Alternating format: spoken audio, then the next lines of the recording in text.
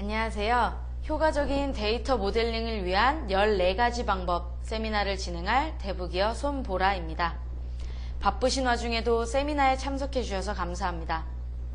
세미나가 진행되는 동안 궁금한 사항이 있으시면 주저 말고 창의 퀘스천 부분에 글을 올려주시기 바랍니다. 최대한 놓치지 않고 답변을 드리도록 할게요. 미처 답변 드리지 못한 부분은 대부기업 기술 페이지에 올려놓고 세미나 관련 자료나 질문사항은 추후에 메일로도 보내드리도록 하겠습니다. 여기서 잠깐 세미나를 시작하기 전에 진행 중인 특별 이벤트를 소개하겠습니다. 세미나를 처음부터 끝까지 놓치지 않고 보신 분들 중에 추첨을 해서 다양한 선물을 드리도록 하겠습니다. 자, 그럼 이제 이벤트에 당첨되길 바라면서 기분 좋게 세미나를 시작해 보겠습니다. 여러분들은 운용 중인 DB를 어떻게 파악하고 관리하시나요? 이번 세미나에서 저와 함께 데이터 모델링 툴을 이용해서 운용 중인 DB를 한눈에 파악하고 DB를 정확하고 간편하게 관리하는 방법을 알아볼 텐데요. 이 방법을 통해서 더욱 높은 품질의 DB를 만들어 보도록 합시다. 데이터 모델링 툴로는 ER 스튜디오를 사용하도록 하겠습니다. 우선 이번 세미나에서 활용할 ER 스튜디오는 데이터 모델링 툴 시장의 탑3 제품으로 편한 사용성과 빠른 업데이트로 많은 사랑을 받고 있는 데이터 모델링 툴입니다. ER 스튜디오는 1997년에 출시되어 지금까지 매년 업그레이드가 되어 오고 있습니다. 다른 데이터 모델링 툴들보다 현저히 빠르게 2008년에 웹포탈이 출시되었고요. 이 웹포탈로 인해서 모델 공유와 리포팅 기능이 일찌감치부터 가능했습니다. 현재 웹포탈은 팀 서버라고 부르는데요. 현존하는 데이터 모델링 웹포탈 중에 가장 진보되어 있습니다. 웹브라우저에서 데이터 모델뿐만 아니라 데이터까지 공유가 가능하고 사용자들 간의 소셜 네트워크가 가능하고 각각의 사용자에게 기능적 접근 제한도 적용할 수 있습니다. 현재 빅데이터 시대가 도래하면서 빅데이터와 노에스QL이 기술의 빅 트렌드 중 하나가 되었는데요. ER 스튜디오는 다양한 주요 RDBMS뿐만 아니라 2015년부터 몽고DB, 하드5, 테라데이터, 네티자, 그린플럼 등 여러 DBMS를 지원하고 있습니다. 그리고 더 많은 DB를 지원할 것입니다.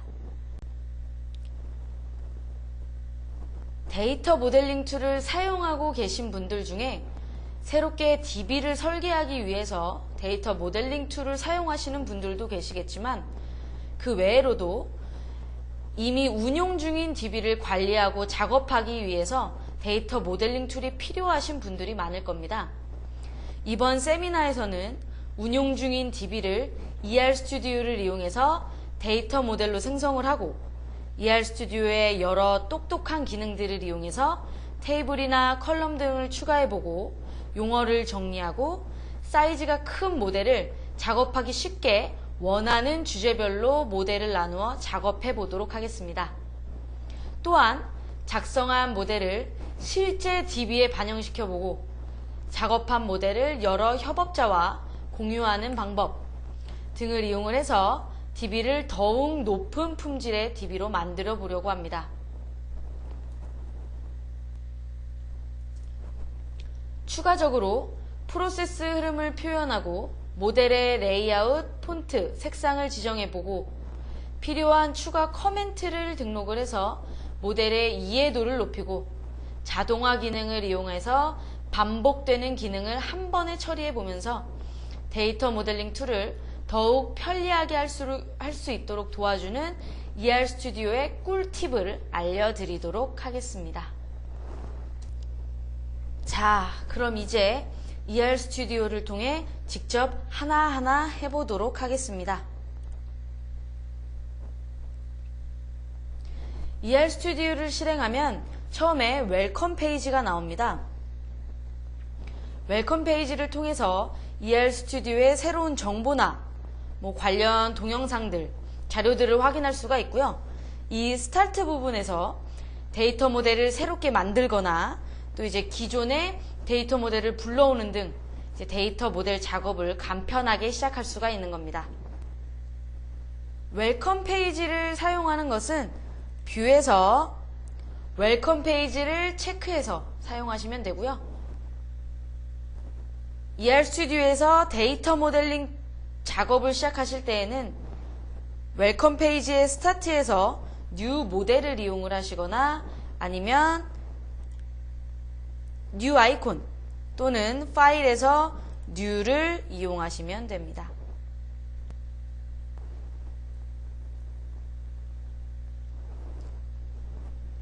실행을 하게 되면 이렇게 세 가지 옵션이 나옵니다.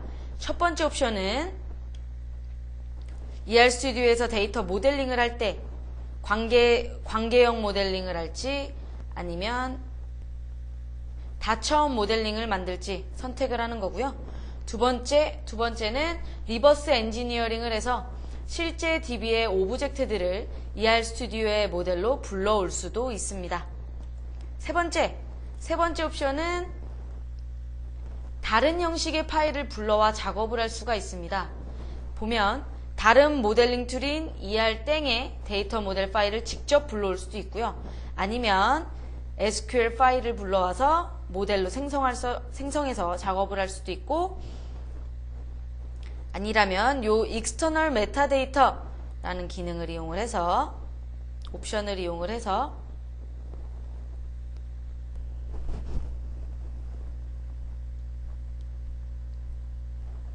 여러 포맷의 파일을 불러와 작업을 할 수가 있습니다. 보면 아파치 하둡도 있고요. ER땡 파일도 있고요. 인포메티카도 있고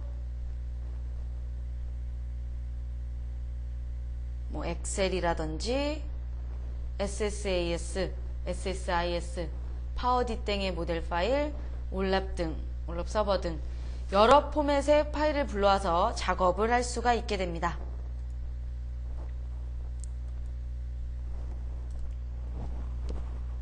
다시 뉴로 돌아와서 우리는 리버스 엔지니어링 옵션을 이용을 해서 실제 운용 중인 DB를 ER 스튜디오로 불러와 작업을 시작하겠습니다. DB 접속 정보를 입력을 하고 간단한 다이얼로그를 통해서 불러올 데이터베이스를 선택하고 오너를 선택을 합니다. 여기서는 all 오너로 선택을 할 거고요. 그리고 불러올 오브젝트 종류, 예를 들어 유저 테이블, 시스템 테이블, 뷰, 프로시저, 펑션, 이렇게 불러올 오브젝트 종류를 알맞게 선택합니다. 여기서는 전체 다를 선택을 하고 다음 단계로 넘어가 보도록 하겠습니다. 선택한 데이터베이스에 있는 오브젝트 중에 ER 스튜디오로 불러올 오브젝트를 선택을 합니다. 이 테이블에서는 이 시스템 테이블을 제외한 사용자가 직접 생성한 유저 테이블만 불러오겠습니다. 뷰나 트리거 같은 경우에는 지금 해당 DB에 존재하지 않기 때문에 당연히 리스트에 나오지 않고 있는 거고요. 자, 이렇게 해서 ER 스튜디오의 리버스 엔지니어링 같은 경우에는 사용자가 리버스 엔지니어링을 원하는 오브젝트 종류를 선택을 하고 원하는 특정 오브젝트만 선택을 하여 불러올 수가 있습니다. 이렇게 필요한 오브젝트만 선택해서 불러오기 때문에 필요 없는 오브젝트까지 모두 불러오는 불필요한 작업과 시간 낭비를 피할 수가 있습니다. 데이터 모델로 생성할 오브젝트를 다 선택하였다면 다음 단계로 넘어갑니다. 다음 단계에서는 P키나 F키를 추론해서 생성할 수가 있고 컬럼을 자동으로 도메인으로 생성이 가능합니다.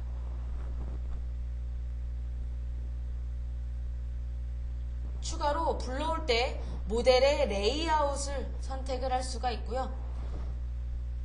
넘어가면 마지막으로 불러올 모델을 어떤 형식의 모델로 불러올지 우리는 관계형 데이터 모델을 생성할 거기 때문에 릴레이셔널으로 선택하고요. 그리고 만약 관리하고 있는 표준 용어 파일이 있다면 표준 용어 파일도 불러와 자동으로 용어 변환 작업이 가능합니다. 자, 이렇게 리버스 엔지니어링이 완료되고 나면 ER 스튜디오의 테이블과 유저, 그리고 롤, 그리고 스키마 정보 이렇게 생성이 되겠네요. 그럼 리버스 엔지니어링을 진행하도록 하겠습니다.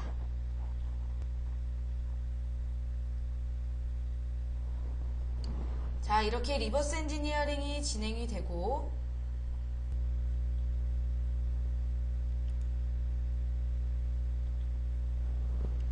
자, 화면을 보면 논리 모델과 이렇게 논리 모델과 물리 모델이 동시에 생성된 걸 확인할 수가 있습니다. 실제 DB는 물리 모델과만 관련이 있기 때문에 논리 모델은 물리 모델과 동일한 형태로 자동 생성이 됩니다. 보면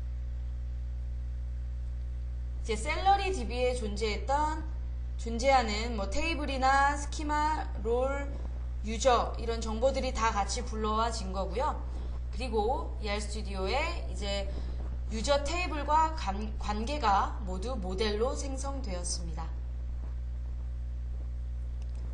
자, 이제 논리 모델로 와서 한번 데이터 모델을 해보도록 하겠습니다. 바로 데이터 모델링 작업을 시작하기에 앞서서 생성된 논리 모델을 작업하기 좋게 한번 변경해 보도록 하겠습니다. 우선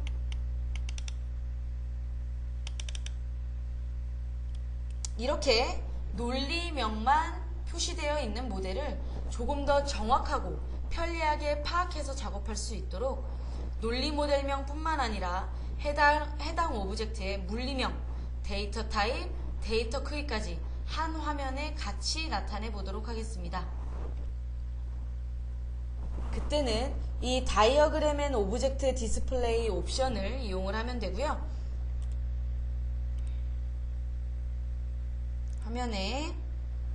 같은 화면에 데이터 타입, 테이블명, 컬럼명까지 한번 표시를 해보겠습니다.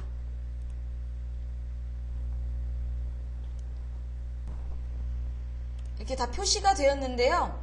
이렇게 레이아웃이 마음에 안 든다 싶으시면 레이아웃 아이콘들을 이용을 해서 이쁜 레이아웃으로 모델을 정리를 합니다. 그리고 엔터티나 컬럼을 눈에 띄게 하기 위해서는 원하는 배경색이나 폰트를 지정을 할 수가 있고요.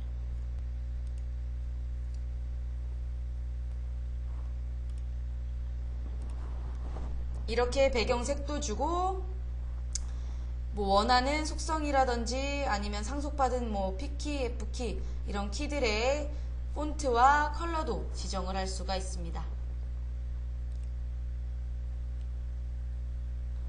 자, 이제 모델을 보면 레이아웃이 정리가 돼서 한눈에 모델을 파악이 가능하고요.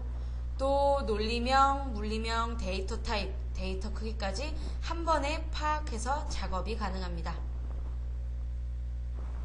이제 데이터 모델링 작업을 편리하게 시작하기 위한 기본 세팅은 끝났습니다.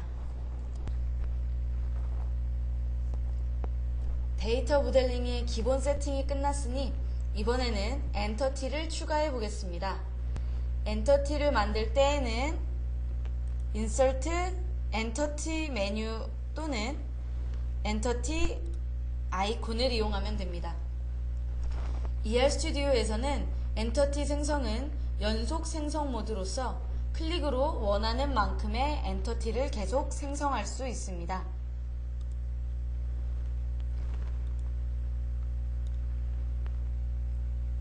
연속 생성 모드를 취소할 때에는 마우스 오른쪽 키를 누르면 됩니다. 이제 엔터티를 수정해 봐야겠죠? 엔터티의 속성을 수정할 때에는 두 가지 방법이 있습니다. 첫 번째, 화면에서 바로 수정하는 방법. 두 번째, 에디터 창을 이용하는 방법. 첫 번째 방법은 수정을 원하는 곳에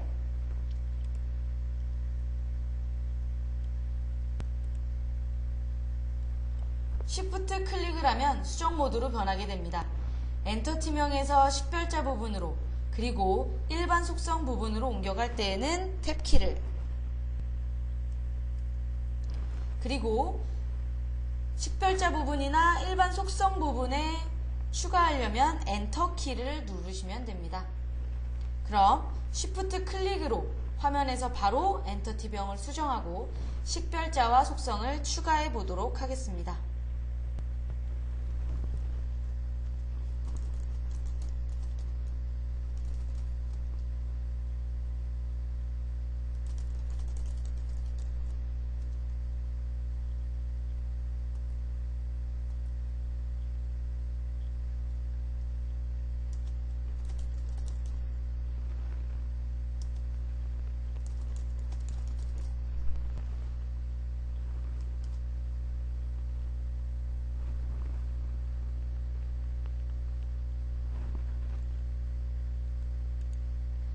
이번에는 에디터 창을 이용해 엔터티를 수정해 볼 텐데요.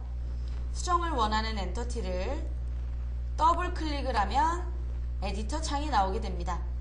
하나의 에디터 창에서 엔터티뿐만 아니라 속성에 대한 속성 값들도 변환을 할 수가 있기 때문에 굉장히 UI가 깔끔하고 작업이 간편합니다. 그럼 에디터를 통해 속성들의 데이터 타입과 크기를 변경해 보겠습니다.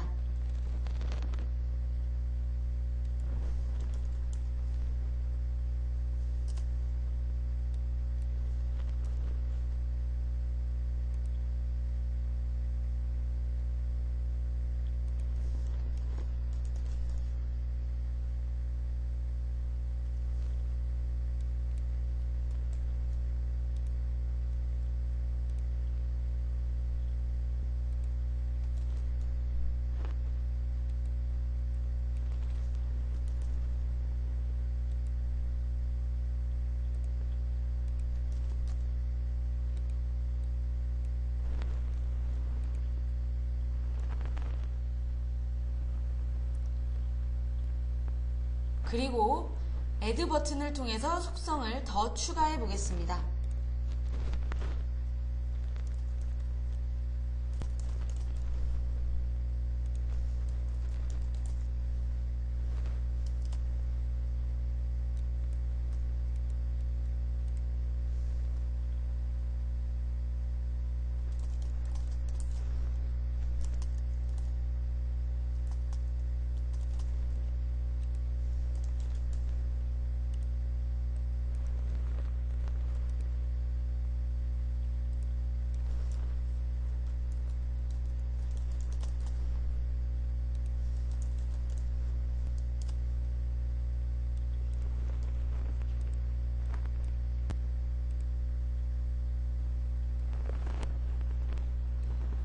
이렇게 아주 간단하게 엔터티 하나를 생성해 보았습니다.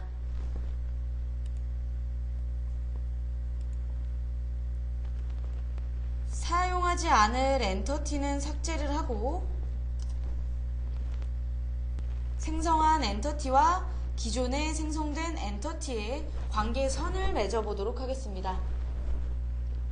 관계선으로는 식별, 비식별 맨다토리, 비식별 옵셔널, 1대1, 그리고 다대다 관계나 비호행 관계를 표현할 수 있는 non specific, 이렇게 관계선의 아이콘이 있고요. 그 중에 알맞은 관계선을 이용을 하시면 됩니다. 식별을 이용을 해서 이렇게 관계선을 맺게 됩니다.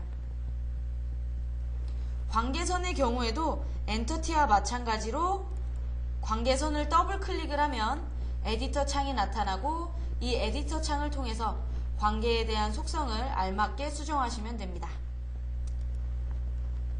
이렇게 해서 기본적으로 엔터티를 하나 생성을 해서 관계선까지 맺어 보았습니다. 이제는 데이터 모델링 작업에 직접적인 영향을 줄 작업을 한번 해보겠습니다. 지금 논리 모델을 보면 엔터티나 속성명이 눈에 잘 안 들어오고 아마 어지럽기만 할 겁니다.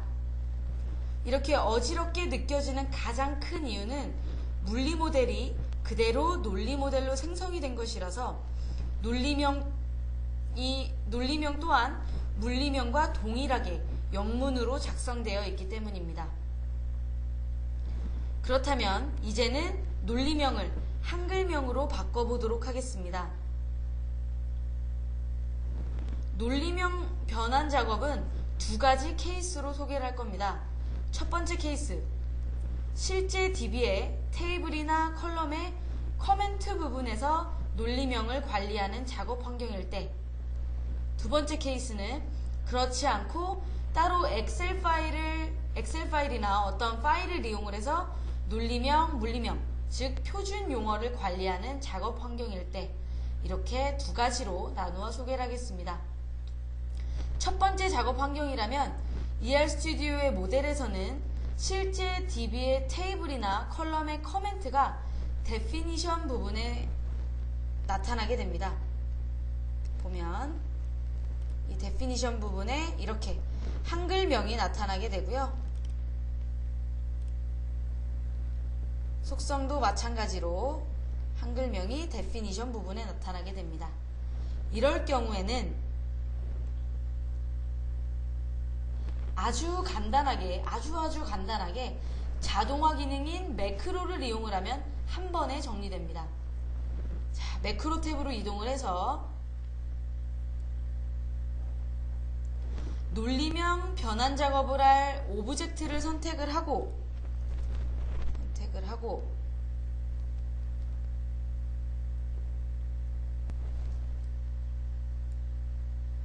작업은 빼고 선택을 하고 매크로를 돌려줍니다.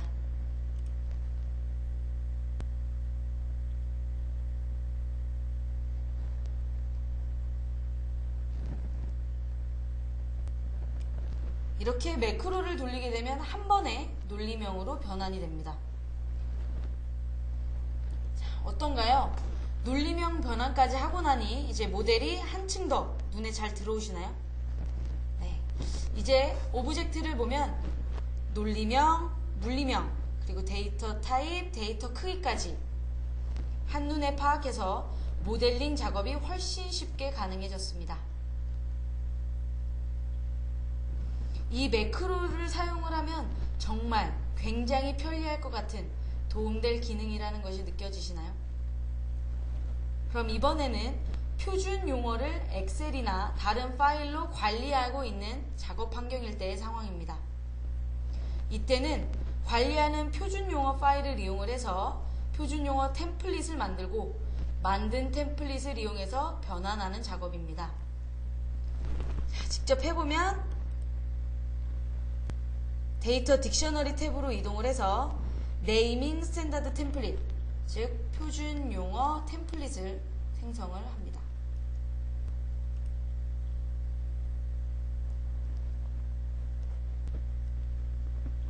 관리하는 표준 용어 파일을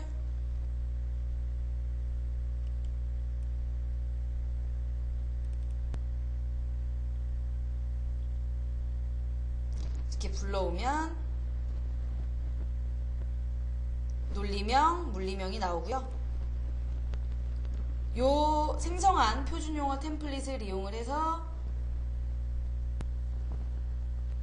변환을 원하는 엔터티를 선택을 하고 네이밍 스탠다드 템플릿으로 표준용어 템플릿을 선택을 하고 자, 변환을 해보겠습니다. 이렇게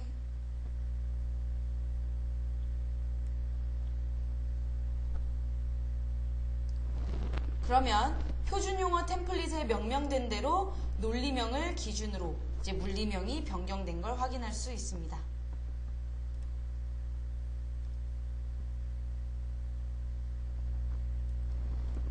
지금 이거 하나는 오타가 나서 변경이 안 됐네요.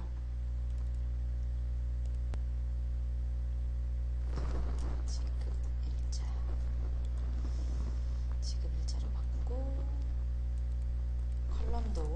지급 일자. 네. 이렇게 논리명을 한글명으로 변경을 하고 작업을 하면 해당 물리명이 어떤 논리명을 나타내는 것인지 헷갈릴 일도 따로 찾아볼 일도 없게 됩니다. 데이터 모델링을 작업을 할 때 정말 기본적으로 필요한 방법 중에 하나라고 볼 수 있습니다. 그리고 이렇게 용어 변환에 있어서 ER스튜디오는 매크로와 표준 용어 템플릿을 이용하는 방법 외에도 자동 네이밍 기능이 있습니다. 작업을 하는 모델에 표준 용어 템플릿을 지정을 해서 새롭게 추가하는 엔터티나 속성에 자동으로 템플릿을 기준해서 용어가 변환이 되는 겁니다. 자동을 굉장히 좋아하는 저로서는 매크로 기능 다음으로 가장 핫한 기능 중에 하나입니다. 같이 한번 보겠습니다. 우선 첫 번째로 현재 모델에 표준 용어 템플릿을 지정해야 합니다. 이때는 모델 메뉴의 모델 옵션스 부분에서 네이밍 핸들림의 템플릿을 지정을 하고요. 그 후에 그러면 이렇게 지정을 하고 나면 지금 이 모델 3라는 데이터 모델에 급여 관리라는 표준 용어 템플릿이 아예 지정이 된 겁니다. 그 후에 이제 개인별 수당이라는 엔터티에 비고라는 속성을 하나 추가해 보겠습니다. 자, 다들 집중하시고 이 디폴트 컬럼 네임이라는 곳에 한번 봐주시기 바랍니다. 자, 속성명에 비고라고 치게 되면 자동으로 이제 표준 용어 템플릿에 있는 비고의 물리명인 RMK로 자동 변환이 됩니다. 이렇게 잘 작성된 표준 용어 파일 하나만 갖고 있어도 자동으로 용어를 변환하고 관리가 되기 때문에 논리명은 같으나 물리명이 다른 경우, 반대로 물리명은 같으나 다른 논리명을 갖고 있는 이음동의어나 동음이의어의 현상을 방지할 수가 있습니다. 이로 인해 데이터 모델, 즉 DB 데이터의 품질이 더욱 높아지게 되는 것이죠. 이제 추가한 속성의 데이터 크기를 지정해서 속성 추가를 마무리하고 다음으로 넘어가겠습니다.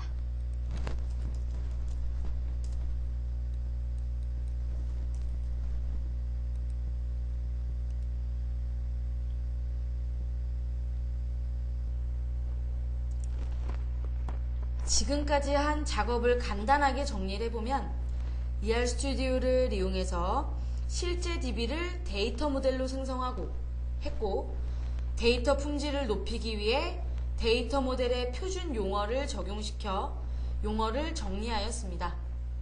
더불어 작업을 보다 편하게 하기 위해 레이아웃을 정리하였고, 한 화면에 논리명, 물리명, 그리고 데이터 크기, 데이터 타입까지 같이 표시를 해 놓았습니다. 그럼 이제 용어 정리도 되었으니까 크기가 큰 데이터 모델, 즉 복잡한 데이터 모델을 작업하기 쉽도록 작은 모델로 쪼개어 작업하고 관리를 해보도록 하겠습니다.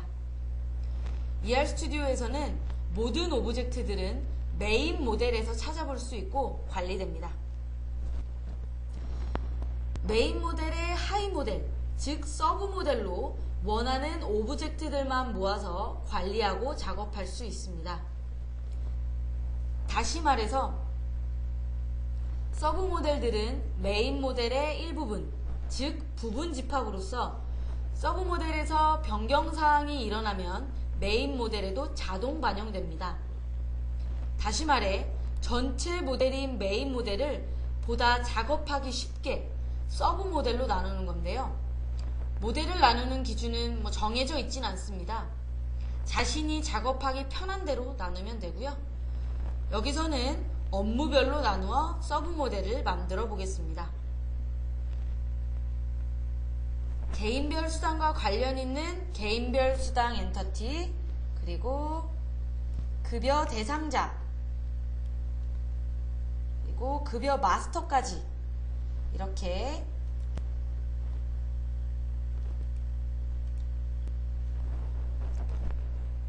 세 개의 엔터티를 선택해서 개인별 수당, 개인 수당 서브 모델을 만들어 보겠습니다.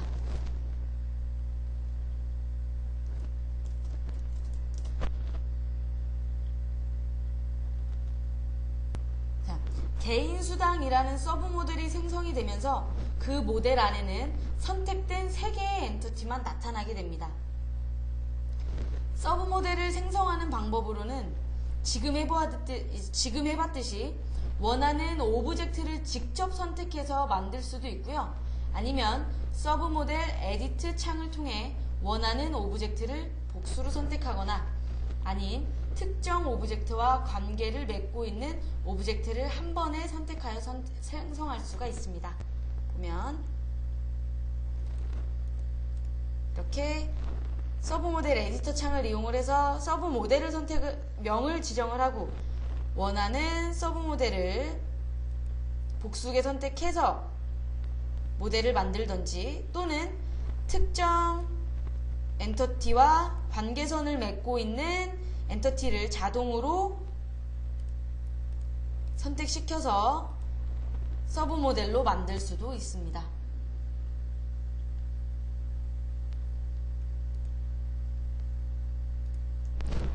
그리고 ER스튜디오의 서브 모델은 멀티 레벨 서브 모델입니다. 그렇기 때문에 서브 모델 안에 서브 모델, 그리고 그 서브 모델 안에 또 다른 서브 모델을 무제한 레벨로 만들 수가 있습니다. 예를 들어 이 개인 수당이라는 서브 모델 안에다가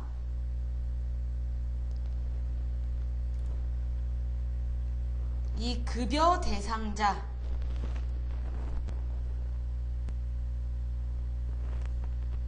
라는 엔터티만 뽑아서 대상자 서브 모델을 만들 수가 있습니다. 그러면 대상자라는 서브 모델은 개인 수당이라는 서브 모델의 부분 집합이 되는 거고요. 또한 메인 모델의 부분 집합이 됩니다. 자, 이제 그 ER스튜디오의 메인 모델과 서브 모델이 어떤 관계로 이루어져 있는지 이해가 되시나요?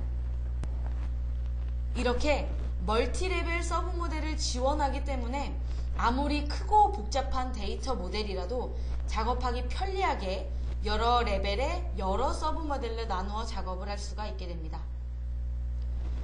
서브 모델을 생성하여 작업하는 것은 특히나 복잡한 운용 중인 DB를 데이터 모델로 불러와 작업하는 단계에서는 불가피하게 사용해야 하는 기능 중에 하나입니다. 작업하는 단계에서는 메인 모델과 서브 모델의 동기화에 대해선 아까도 말했다시피 이제 서브 모델은 메인 모델의 부분 집합이기 때문에 서브 모델 안에 추가, 수정, 삭제 등 모든 변경사항이 일어나면 메인 모델에 자동으로 반영이 됩니다. 또한 메인 모델과 서브 모델에 포함되어 있는 오브젝트를 두 모델 중에 어디서든 수정을 해도 두 모델 모두에 동시에 변경사항이 반영됩니다. 자, 모델을 나누어 작업하는 방법을 통해서 우리는 이제 복잡한 데이터 모델도 거뜬하게 작업할 수가 있게 되었네요. 이젠 우리가 엔터티도 추가해봤고 한 번에 용어 정리도 했고 멀티레벨 서브 모델을 통해서 복잡한 데이터 모델도 관리하는 방법까지 보았습니다. 이제 여러분 모두 데이터 모델링을 더욱 효과적으로 할 수 있게 되었다고 믿어 의심치 않습니다. 어떤 작업이 남아있을까요? 해야 할 작업이 여러 개가 막 생각나시는 분들도 계실 거고 아무 생각 없으신 분들도 계실 겁니다. 이번에는 작업한 데이터 모델을 데이터 모델끼리 그리고 실제 운용 중인 DB와 비교를 해볼 겁니다. 비교 작업에 앞서서 물리 모델을 생성해 볼 건데요. 지금 같은 경우에는 사실 운영 DB를 불러왔기 때문에 물리 모델은 생성이 되어 있습니다. 하지만 다른 플랫폼용 물리 모델도 한번 생성을 해보도록 하겠습니다. 지금 여러분 중에 이 세미나를 보시면서 모델 관리하는 부분에 있어서 ER스튜디오가 다른 데이터 모델링 툴과 다른 점을 알아챈 분들도 계실 겁니다. ER스튜디오에서는 논리 모델과 물리 모델이 하나의 데이터 모델 파일로는 저장되고 사용되긴 하지만 두 종류의 모델이 서로 따로 작업하고 관리가 됩니다. 왜냐면 이제 하나의 데이터 모델에 대해서도 시스템별로 다른 DBMS를 사용하는 환경의 회사가 많아졌기 때문에 이제 논리 모델과 물리 모델이 1:1 매핑되어 사용되는 것은 너무 불편한 시대가 왔습니다. ER스튜디오는 하나의 논리 모델에 대해 여러 DBMS용 물리 모델을 생성하여 작업할 수 있습니다. 보시면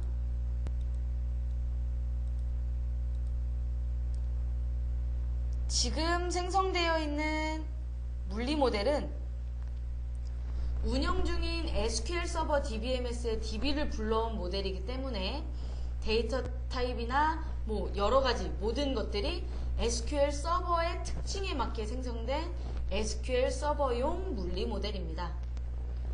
물리 모델의 DBMS 플랫폼은 간단하게 데이터베이스에서 Change 데이터베이스 플랫폼이라는 메뉴를 통해서 변경을 할 수가 있습니다. DBMS 종류를 변경을 할 수가 있고요. 버전도 변경을 할 수가 있습니다. 굉장히 간편하게 변경이 되죠. 그리고 이제 다른 DBMS용 물리 모델도 아주 간편하게 생성할 수 있습니다. 보면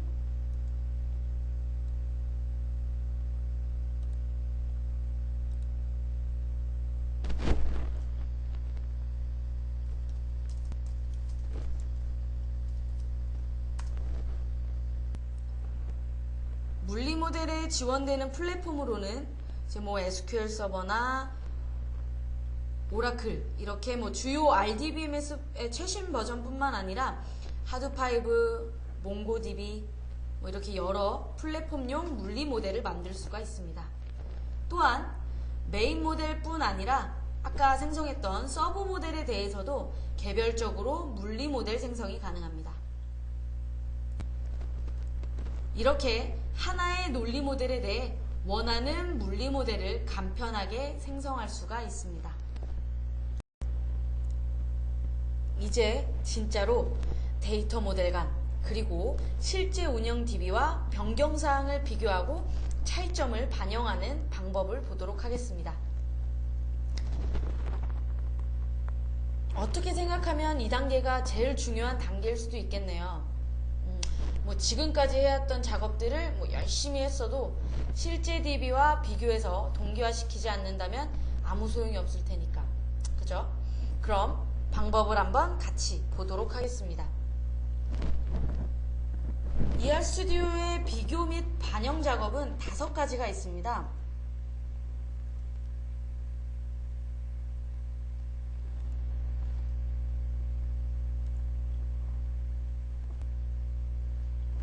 같은 데이터 모델 파일 안에 있는 논리 모델 또는 서브 모델 또는 다른 물리 모델과 비교하는 것, 그리고 다른 데이터 모델 파일과 비교하는 것, 협업 저장소인 리파지토리에 공유되어 있는 모델과 비교하는 것, SQL 파일, 즉 스크립트문과 비교하는 것, 그리고 실제 마지막으로 운영 DB와 비교하는 것, 이렇게 5가지 옵션이 있습니다.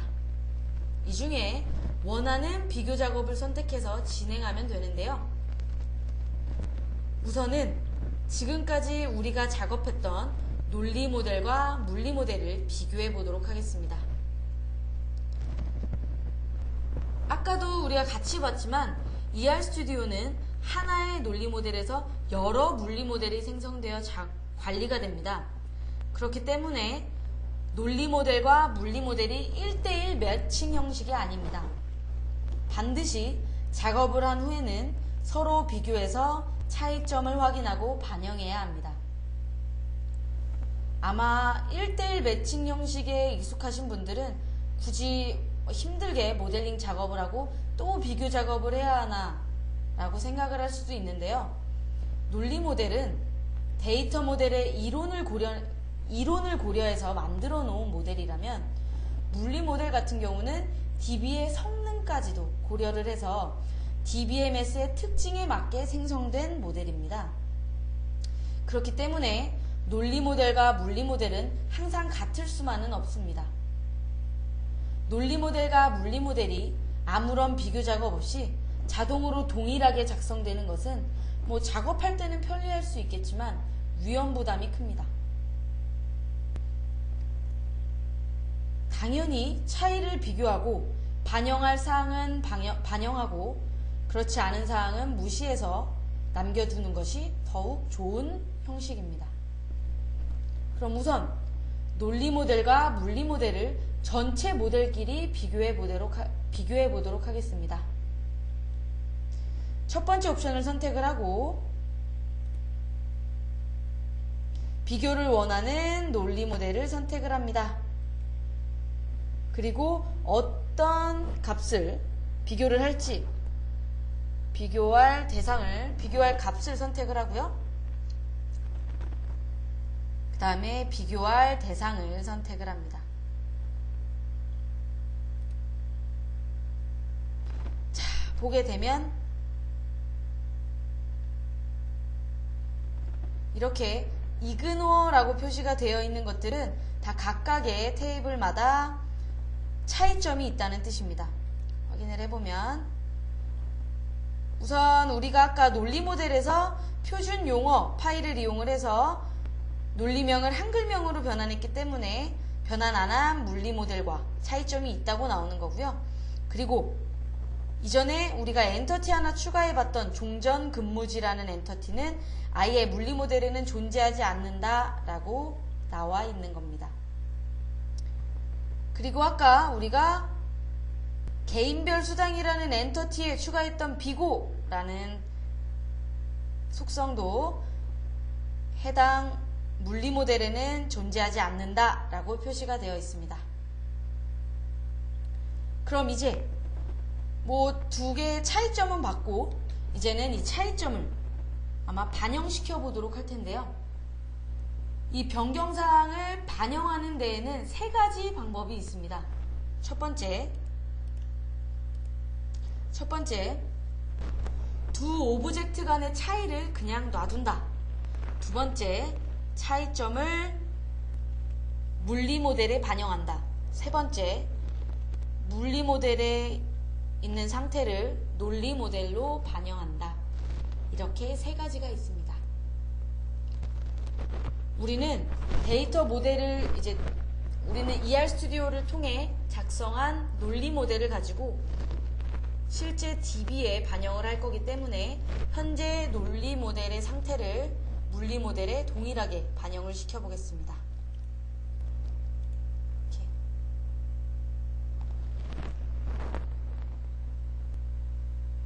변경사항을 반영할 때에는 레졸루션 부분을 이용을 해서 물리 모델에 추가할 것이므로 머지 인투 커렌트를 선택을 해서 물리 모델로 추가를 해보도록 하겠습니다. 둘의 차이점을 비교하고 적절하게 비교사항을 반영을 할 수가 있습니다. 이렇게 엔터티 전체가 아닌 속성별로도, 즉 오브젝트 단위별로 변경사항에 대한 작업을 지정을 할 수가 있기 때문에 매우 유연하게 처리가 됩니다. 자, 변경사항에 대한 작업을 다 선택을 했다면 비교 병합 작업을 마무리를 합니다. 모델을 확인해보면 우선은 논리명을 한번 표시를 해보고요.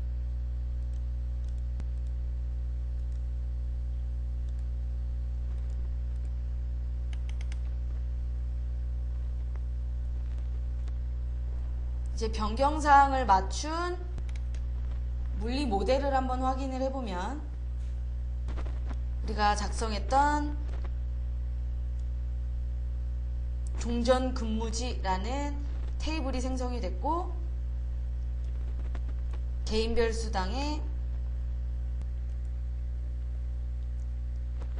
비고라는 컬럼이 추가된 걸 확인할 수가 있습니다. 이렇게 모델링을 마친 후에 논리 모델과 물리 모델의 변경사항을 비교하고 반영하는 작업을 통해 더욱 정확하고 자신이 원하는 데이터 모델로 완성시킬 수가 있습니다.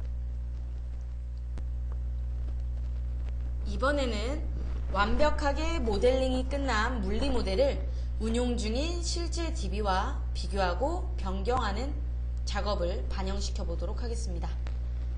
방법은 방금 했던 모델 간의 비교와 동일하게 진행됩니다. 그 대신 이제 비교 옵션을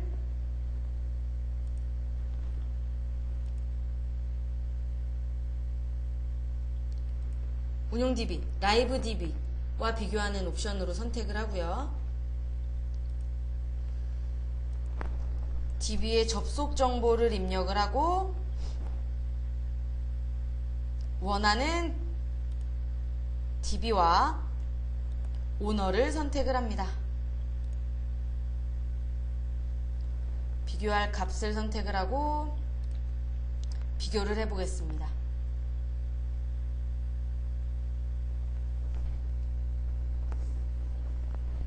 그러면 선택된 테이블 그리고 오브젝트를 실제 DB에서 불러오게 되고요. 그리고 비교 결과값이 나오게 됩니다. 어떤 값들이 다른지 한번 확인을 하고 물리 모델을 그대로 DB에 적용시켜 보겠습니다. 보면 컬럼에 비고라는 컬럼이 추가가 된 것을 확인할 수가 있고요. 그리고 해당 종전근무지라는 테이블 자체가 실제 DB엔 존재하지 않기 때문에 does not exist라고 표현이 되어 있는 걸 확인할 수 있습니다. 변경사항을 확인을 했으면 직접 DB에 해당 물리 모델의 상태를 그대로 반영시켜 보겠습니다. 이렇게 반영시키고 나면 이제 DB에 반영될 내용은 스크립트 문으로 생성됩니다. 이렇게 스크립트 문으로 생성이 되고요. 혹시라도 해당 스크립트 문을 바로 작업하고 싶다면 ER 스튜디오에서 바로 SQL 개발 툴을 실행시켜 작업할 수가 있습니다.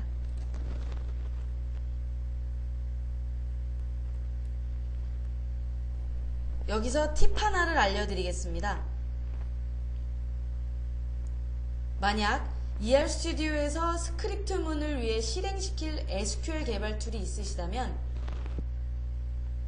그러니까 직접 사용하시는 SQL 개발 툴이 있으시다면 ER 스튜디오의 툴스의 옵션스 메뉴에서 툴스 탭에서 사용할 SQL 개발 툴의 실행 파일, 실행 경로를 입력을 해주시면 ER 스튜디오를 통해 원하는 SQL 개발 툴을 이용해서 스크립트 문을 바로 작업할 수가 있습니다.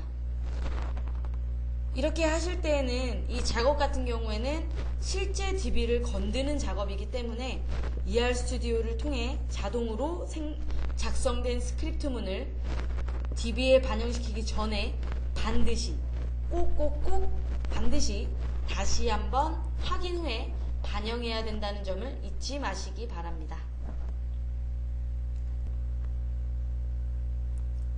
운용 중인 DB를 데이터 모델로 생성해서 데이터 모델링을 하고 작업이 완료된 데이터 모델을 운용 중인 DB에 반영까지 시켰으니 이제 정말로 데이터 모델링 작업이 끝났습니다. 마지막으로 이제는 작업한 모델을 여러 작업자와 공유도 하고 같이 작업도 해야겠죠? 더 나은 협업을 위해 반드시 필요한 데이터 모델 공유 작업에 대해 알아보도록 하겠습니다. 혼자 데이터 모델링을 작업하는 사람에게는 데이터 모델 공유가 그렇게 중요한 이슈는 아닙니다. 하지만 여러 명이서 작업하는 환경에서는 데이터 모델을 공유하는 것은 불가피한 일입니다. 한 사람이 작업하고 완성된 파일을 다른 사람에게 전달하고 이런 식으로 공유되는 것은 진정한 공유라고 볼 수 없습니다. 여러 작업자가 동시에 동일한 모델을 작업한다는 것이 진정한 모델 공유 작업이라고 할 수 있겠습니다. 제대로 된 공유 기능이 없다면 하나의 데이터 모델을 가지고 여러 작업자가 같이 작업하기에는 굉장히 불편합니다. 데이터 모델뿐만 아니라 데이터 모델링 툴에서 작업한 표준 용어나 도메인 가치 이런 내용들도 다 함께 공유되어야 합니다. 그럼 공유 작업을 한번 시작해 보겠습니다. 공유 작업은 ER 스튜디오의 리파지토리를 이용할 겁니다. 리파지토리에는 협업 저장소이기 때문에 이제 저장소에 모델이나 모델에 관련된 용어, 도메인 같이 메타데이터까지 공유할 수가 있습니다.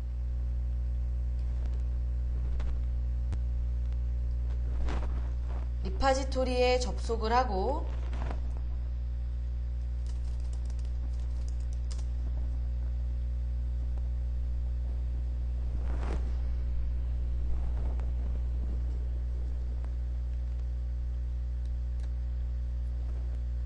작업한 모델을 올려보도록 하겠습니다.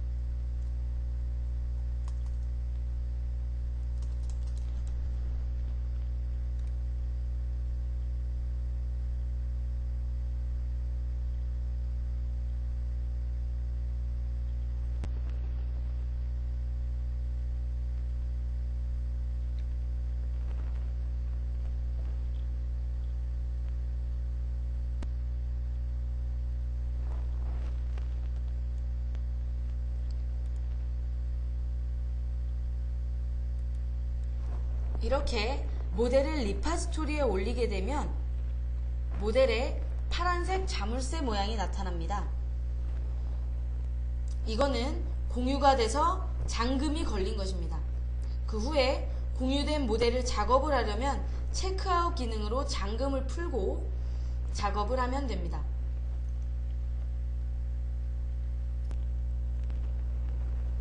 작업이 끝나면 다시 체크인으로 변경된 사항을 모델 리파지토리에 반영시키면 됩니다. ER 스튜디오의 리파지토리 기능은 매우 강력합니다. 사용자마다 사용 제한을 줄 수 있기 때문에 어떤 사용자는 모델을 읽을 수만 있고 어떤 사용자는 수정까지 가능하고 어떤 사용자는 삭제까지 가능하는 등 기능적으로 제한을 줄 수가 있습니다. 또한 동시 작업은 오브젝트 단위로 진행이 됩니다. 그러니까 모델을 하나를 통째로 한 사람만 작업할 수 있는 것은 진정한 동시 작업이 아닙니다. 또한 하나의 모델을 여러 작업자가 같이 작업한다 하여도 동일한 엔터티를 같이 작업할 수 있어야 합니다. ER 스튜디오에서는 동일한 엔터티까지도 동시 작업이 가능하고 만약 여러 작업자가 동일한 엔터티를 동시에 작업하고 있다면 어떤 사용자가 작업 중인지 이렇게 리모트에 표시가 되어 확인이 가능합니다.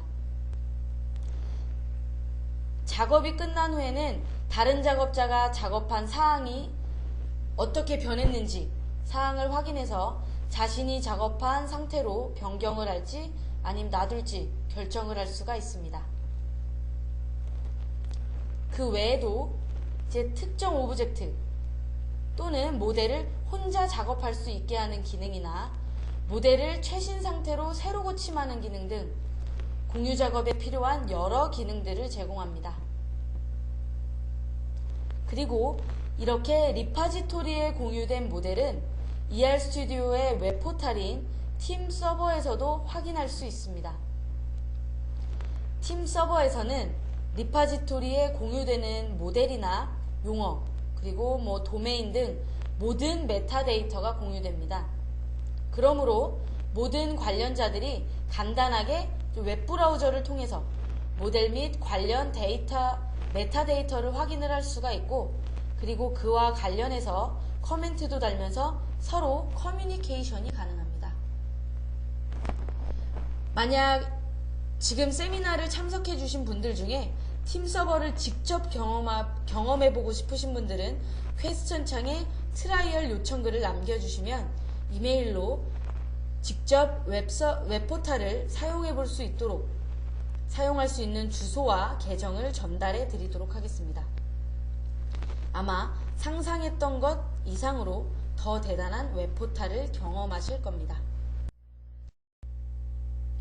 이제 데이터 모델과 데이터 관련 메타데이터를 공유해서 동일한 모델을 여러 작업자와 함께 협업할 수 있게 되었습니다.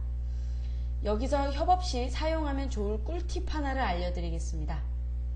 작업을 하시면서 다른 분들과 공유하고 싶은 정보나 추가 설명을 남기고 싶을 때가 있을 텐데요. 그럴 때는 어태치먼트와 커멘트, 그리고 노트를 사용하면 됩니다.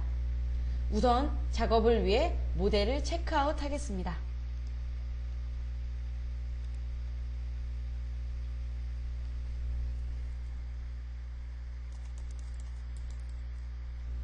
체크아웃이나 체크인을 할 때에는 태스크를 지정해서 작업자들이 어떤 작업을 하고 있는지를 각자 등록을 할 수 있습니다. 그래서 다른 협업자들과 함께 어떤 작업자가 현재 어떤 작업을 진행 중에 있는지, 어떤 작업을 완료했는지를 확인하고 관리할 수 있습니다.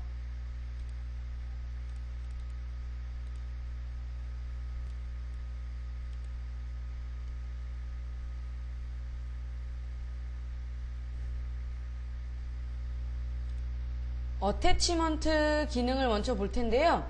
어태치먼트 기능을 사용하기 위해서 우선 데이터 딕셔너리도 체크아웃을 하도록 하겠습니다.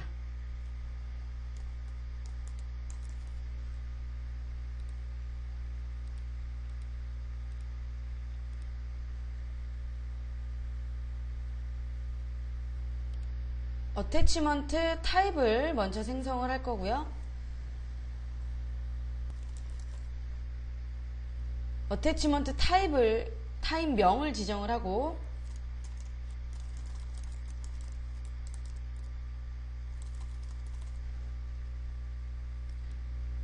이 어태치먼트를 어떤 오브젝트에서 사용을 할지 체크를 할 수 있습니다. 이렇게 되면 중요도라는 어태치먼트를 타입을 생성을 한 거고요. 이 타입 안에서 저희는 테이블 중요도를 한번 나타내 보겠습니다.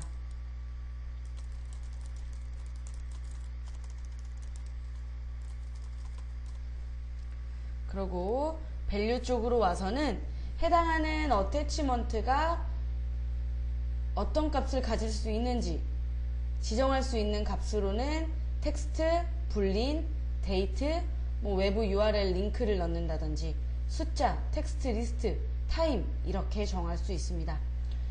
우리는 여기서는 테이블의 중요도를 나타낼 거고요.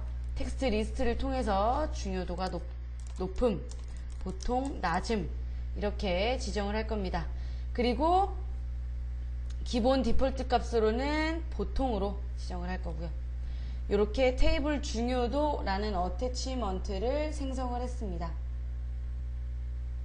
우선은 급여 마스터 테이블을 이용을 해서 한번 어태치먼트를 이용을 할 텐데요.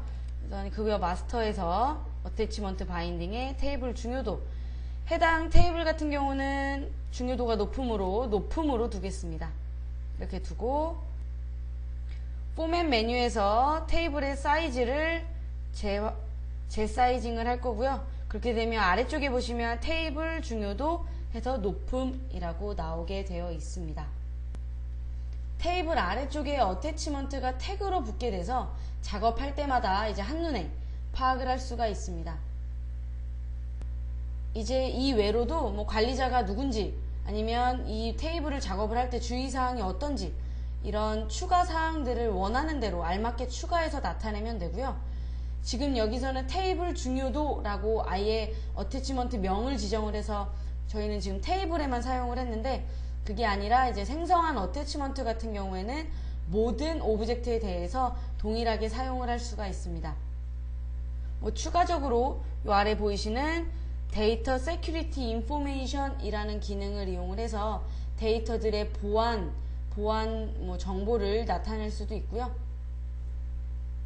이렇게 어태치먼트를 이용을 해서 테이블 아래쪽에 태그를 달 수가 있고, 아니면 뭐 여러 협업자들이 각각의 오브젝트마다 뭐 커멘트도 달 수가 있습니다. 커멘트를 이용을 해서 뭐 추가 정보 등록함이라든지 이렇게 애드를 해서 내가 언제 이 해당 급여 마스터라는 곳에 어떤 작업을 했는지 어떤 작업을 했는지 커멘트를 달게 되는 거고요. 그러면 이렇게 커멘트를 보면 이렇게 커멘트가 달려 있고요. 저 외에도 이제 다른 협업자들이 더 커멘트를 달면서 같이 해당 사항을 공유할 수가 있습니다. 그 외로도 뭐 노트라든지 아니면 쉐이프들 여러 가지 모양을 이용을 해서 이렇게 이런 식으로 뭐 메모를 남길 수가 있고요. 원하면 색이나 폰트도 지정하실 수 있습니다. 이렇게. 아니시면 요 에디터 안에 있는 노트 부분을 이용을 해서 추가 정보를 남길 수도 있습니다.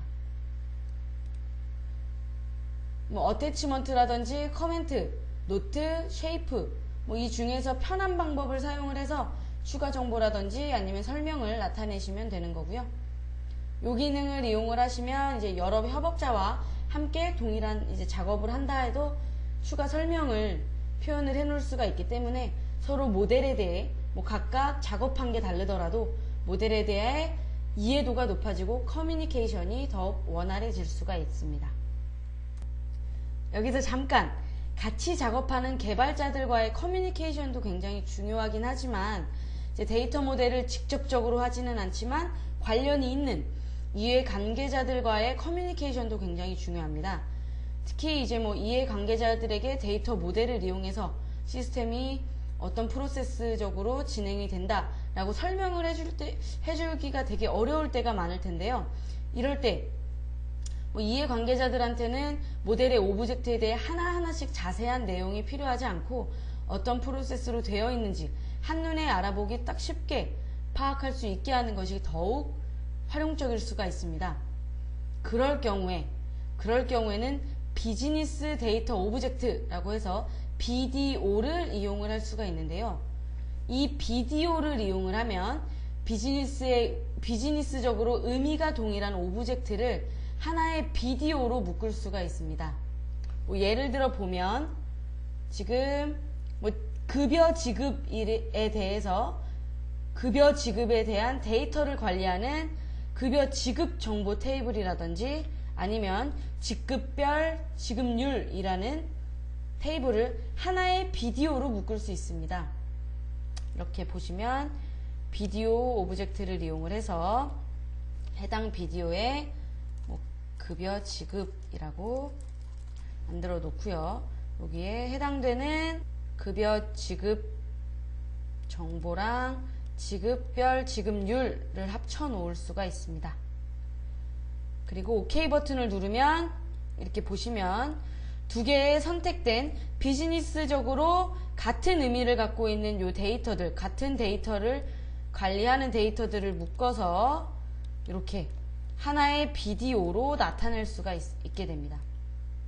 지금 같은 경우에는 두 개의 테이블만 모아서 하나의 BDO로 만들었지만 이 외에도 이제 서로 비즈니스적으로 의미가 동일한 테이블들을 BDO로 묶어 놓으면 모델이 더욱 간략해지겠죠. 그래서 뭐 이해관계자들도 이 비디오들로만 이제 모델의 흐름을 파악하기가 굉장히 용이하게 되는 겁니다. 보면 뭐 이제 어태치먼트나 뭐 커멘트, 노트 기능을 이용을 해서 작업자들과의 커뮤니케이션을 높일 수 있고, 비디오라는 기능을 이용을 해서 이해관계자들과, 그러니까 뭐 직접적인 관련은 없지만 뭐 시스템의 관련자들과의 커뮤니케이션을 높일 수가 있게 됩니다. 그리고 혹시라도 데이터가 변환되는지까지, 그러니까 데이터의 변환 흐름까지 관리하고 싶다면 데이터 리니지를 이용하시면 됩니다. ER스튜디오에서는 데이터 흐름까지도 관리가 가능합니다. 보면 데이터 리니지 탭으로 돌아와서 데이터 리니지도 체크아웃을 하고요. 데이터 리니지의 흐름을 파악을 할 수가 있습니다. 급여 흐름이라고 볼게요. 이렇게 되면 데이터 흐름 하나를 만들고요. 그래서 어떤 테이블에 어떤 컬럼의 데이터가 어떤 데이터로 생성이 되는지 간편하게 소스 테이블이랑 타겟 테이블, 그리고 이제 트랜스포메이션이라는 거를 이용을 해서 데이터의 라이프 사이클을 관리할 수가 있습니다. 뭐 예를 들어 뭐 급여 마스터랑 뭐 직급별 지급률을 통해서 개인별 수당을 지정을 한다. 데이터를 이렇게 지정을 해 놓고요. 그리고 이렇게 트랜스포메이션을 넣고 이 안에 데이터 흐름을 지정을 해 놓을 수가 있습니다. 이렇게 두 개의 급여 마스터에 있는 어떠한 컬럼의 데이터와 직급별 지급률이라는 테이블에 있는 데이터가 들어와서 개인별 수당으로 가게 되는 거고요. 이쪽에 보시면 이 안에서 어떤 데이터가 어떻게 흐름을 하는지를 볼 수가 있습니다. 간단하게 보면 뭐 기본급이랑 뭐 급여 지급률, 상여까지 포함을 하고 이렇게 포함을 해서 인풋이 되고, 아웃풋에서는 뭐 수당 금액 이런 식으로 된다. 이렇게 뭐 ER스튜디오에서는 데이터 리니지까지 제공을 해서 ETL 업무를 분석을 해서 데이터의 라이프 사이클까지 관리를 하게 되는 겁니다. 모델을 공유하여 여러 작업자들과 함께 동시에 작업하는 방법, 그리고 모델링 작업 외로 이제 데이터 흐름 관리까지 데이터 모델링을 효과적으로 할 수 있는 14가지 방법을 보았습니다. 리버스 엔지니어링을 이용해 운용 중인 DB의 데이터 모델을 생성했고, 작업을 한 번에 하기 위해 원하는 오브젝트 정보를 화면에 표현했고, 작업의 정확도를 올리기 위해 표준 용어 파일과 매크로를 이용해서 논리명과 물리명을 알맞게 맞췄고, 추가로 엔터티와 속성을 생성해보고 엔터티 간의 관계도 맺어보았습니다. 또한 여러 시스템에서 다른 DBMS를 사용할 환경을 대비해서 하나의 논리 모델에 대해 여러 DBMS용 물리 모델을 생성해 봤고요. 데이터 모델링 작업을 마치고 변경사항을 실제 DB에 반영하기 위해 모델 간, 그리고 실제 DB와 모델을 비교해서 변경사항을 반영할 수 있도록 스크립트문을 생성해 보았습니다. 뭐 여러 작업자가 함께 작업해야 하는 데이터 모델이나 관리되어야 할 데이터를 같이 공유해서 다 같이 동시에 작업하는 방법을 보았고, 작업자들 서로의 커뮤니케이션을 높이기 위해 어태치먼트나 커멘트도 달아보았습니다. 또한 비즈니스적으로 같은 의미를 갖고 있는 오브젝트들을 BDO로 묶어 표현하는 방법을 봤고, 작업자뿐만 아니라 이해관계자들까지의 커뮤니케이션도 원활히 할 수 있게 되었습니다. 데이터의 라이프 사이클까지 관리해서 인풋 데이터와 아웃풋 데이터까지 데이터 리니지를 생성해 봤습니다. 이렇게 모델링을 효과적으로 할 수 있는 방법과 모델링 작업을 조금이나마 간편하고 쉽게 할 수 있도록 도와주는 자동화 기능이나 디스플레이 옵션, 레이아웃 변경 등 데이터 모델링 사용 팁까지 보았습니다. 이번 세미나를 통해 데이터 모델링을 어떻게 하면 조금 더 편리하고 정확하게 효과적으로 할 수 있는지 방법을 살펴보았는데요. 데이터 모델링을 하실 때 이제 자신만의 노하우와 그리고 이번 세미나에서 다뤄봤던 방법을 적용해서 더욱 효과적인 데이터 모델링을 해보시기 바랍니다.